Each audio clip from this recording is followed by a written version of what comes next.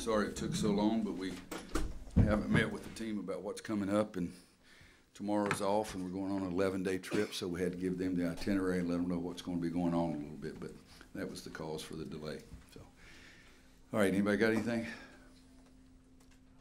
Roy, Hey, don't wait that long, guys. I'll be out of here. I'll show you speed and quickness. Sterling Manley had a heck of a game, played strong second half. Can you just talk about his game and what he's done? You know, I think that it might be what we have to do all year is to find out who's going to be playing that night.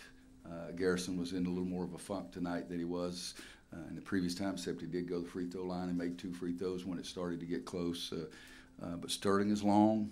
Around the basket, he does some good things. 17 minutes and just 16 points and 13 rebounds only in 17 minutes, so that's pretty impressive. And we got to get guys to front the guy in the low post so we don't let him catch it every time. In fact, B. Huff did a better job of fronting the guy in the low post than anybody else did. It's hard not having Cam, not having B. Rob, and then you got Kenny with 4 fouls, Garrison with 4 fouls at the end of the first half. We had Joel with 2, Garrison with 2, and I didn't want to play them the last 5 minutes, so it was trying to put a mismatch few of lineups out there. But we had 5 guys in double figures, and 1, 2, 3, 4, 5, 6, 7, 8. I think it's 9 guys that played double figures minutes, and so it was a good team win over a good team. They've gotten off with a tough start, but they played at Monmouth, at Arkansas, at North Carolina, and I think they've got at Maryland next. But that's a good team. We really wanted to try to focus and do a great job on Zach Thomas. He only got 21, so we really did a great job. And the other guy, Fowler, they're the 2 guys who were players, first team all-conference for them. And they both had 21, so we didn't do a very good job.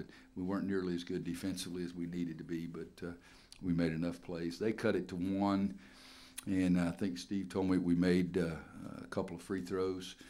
And then I finally made 1 decent call and called a set play from the sideline, and Luke made a 3 from the top of the key. And then we were able to get a couple of stops and get it back out there a little bit. But I was very frustrated in the first half. I only looked at the score 1 time the whole first half. A lot of times I can go and not look at it at all. And I looked up and I can't remember now, it's 15 or 16. And then we miss a box out and give them a basket. And then we miss a pickup assignment and give them a 3. And then all of a sudden it's 15 or 16 down to 10. And that gave them a little more confidence too. Other than the shooting, what did you think of Joel tonight? I thought he was really good. I halfway expected that from the shooting, but when he made that first one, I thought maybe I was going to be wrong. He's the one that handed me the ball out there, and I told him he's glad it was a handoff, that he didn't shoot it to me. But it would not have been a complete pass if he had thrown it to me. I was like he's shooting. But tough kid. Played 30 minutes. I'm mad at myself that I played him that much, to be honest with you. But he doesn't have any bad effects from playing. So tomorrow again is off, and then we got some tough things going for the next 10 days. Roy, with Luke and the ability he's shown to score, maybe not surprised at that, but are you surprised how comfortable he's been in that role? Yeah, I would say probably a little bit, because you get comfortable with great confidence. And how do you get great confidence? Is because you're accomplishing things, and you get confidence from working hard. So I knew he was going to do that last part. Again, I met with him. I met with every player at the end of each year and talk about their year and what I expected of them. And after his freshman year, he said, "You'll find out I'll work harder than everybody." And he admits that Justin Jackson may have tied him. And so this year I said, "What are you going to tell me now?" And he said, "You'll see it again." But I think he's gained a great deal of confidence from his play last year down the stretch in the tournament. Butler and Kentucky, not just the Kentucky shot, but Butler and Kentucky. And then when you have confidence from your play and you put in the amount of time and effort that he does, I mean, he's in the gym, guys. He's in the gym a lot. I came up here one night, I think it was one Sunday night, it was raining, and I wanted to get some work in myself. I was going to walk in the concourse for an hour, and he was down there shooting by himself. I got the old toss back out and put it under the basket, so if you make the shot, it bounces back to you more easily. And he was there when I got there, and I walked for an hour and went in the shower, and he was still there when I left. But that kind of work ethic is always going to make you more comfortable too. Roy, Sterling had the bad injury luck when he was in high school. What was your level of confidence in him being able to contribute immediately and being put through those injury problems? Well, I never saw him when he had the injury problems. I just saw him after it was over with. Saw him in the fall of his senior year. It was a pretty late start in recruiting. Coach Robinson heard about him and went to see him, liked him. I go up to see him, liked him, offered him a scholarship, loved him, and his personality, loved him as a kid. Went to see him play a game, and it was the funniest thing I've ever seen. He came running up to me after the game, after they had been released from the locker room, and he was like a little puppy dog, just like, how'd I do? And I said, you got to try to understand, you got to need one thing. And he said, what? And I rubbed my hand across his forehead. He didn't have one bead of sweat on him. I said, you got to learn how to sweat, son. So that's been our motive this fall, is we have helped him learn how to sweat.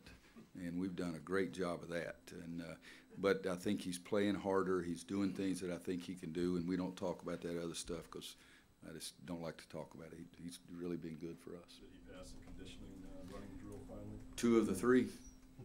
If he were to get 62 points and 61 rebounds in the game, he still wouldn't start the next game. You can't start if you don't pass all the running tests. How much more assertive was Theo tonight, especially when Bucknell made his run, we got down to 1? Well, he was the one I got mad at for not boxing out. So you don't want me to praise the guy, and you also want me to praise the guy that didn't go out and close out on number 4. It's bigger than a house, and if you can't guard somebody like that, and he lets him shoot a 3. So I was mad at Theo, a great level of anger. But boy, you look down there, 9 of 10 from the line, and he took the ball to the basket and he made some plays. 9 of 10 from the line, 19 points, 6 assists, 2 turnovers, 33 minutes. And you know, I jumped on him one time because he gave a tired signal on the defensive end of the floor. You should never do that. If you're going to give it tired, give it to me on offense.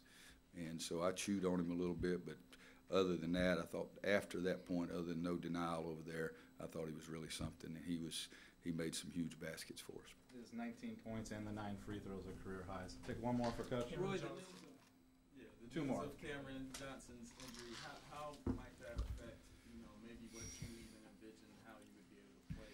Well, it's been pretty recent, guys, because it was Monday's practice. Yes, Monday. Steve was even at practice. It was Monday's practice when it happened, and so there hasn't been a lot of time to think and see what's going on. And tonight, like I said, it was just going to see my pants who was going to sub where, because you also with Cam you have B. Rob, and so both of them are out, and so that meant we only had one true 3-man on the team, and that's Theo. So sometimes we had to go with Kenny as a 3, and I think one time we may have even gone with Andrew as a 3. And Andrew gave us some good minutes defensively too. But Cam, 4 to 6 weeks. We hope we'll get him back even quicker, but we're not going to push him. He really sort of wanted to play on Friday night, and it just didn't feel good for me. And then Sunday came to practice and really did a nice job and was fighting through the stiffness in the back and in his neck. And then he goes in to lay it up and a fast break play in the scrimmage, and the 7th came out of nowhere and blocked it. It was a big-time block, and Cam came down and his leg got buckled up underneath him. And so it looked ugly, and it was ugly. But 4 to 6 weeks, and I'm getting ready to go see him at the hospital right now. Adam, last one. With Cam out, how does it kind of open the door for Kenny Williams to step back in the starting lineup and kind of assert himself again? Well, I think I started Kenny the first game, didn't I? Okay. Yeah, I think he was So, our. maybe how does it allow you to work the rotation a little bit? That I don't know. I'm just being honest with you, because again, it was less than 48 hours ago when it happened, and today I played Joel with 7th and with Jalik both, and played Joel some at the 2. That was probably the reason he got a few more minutes than I really wanted to get. But you look down there, there's just not that many guys.